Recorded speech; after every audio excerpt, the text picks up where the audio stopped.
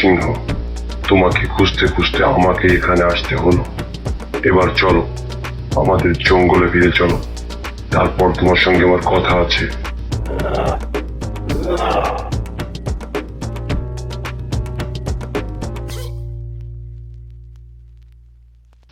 আমি জঙ্গলে ফিরে যেতে পারবো না। আর আমি তখনই জঙ্গলে ফিরে যাব, জঙ্গলে যখন আমি আমার ইচ্ছা মতো চলতে পারবো। ছোট সিংহ, জঙ্গলে তুমি স্বাধীন। আমাদের জঙ্গলে আমরা বসবাস করব, আর ওখানে তুমি তোমার স্বাধীনতা উপভোগ করবে। স্বাধীনতা? কিসের স্বাধীনতা?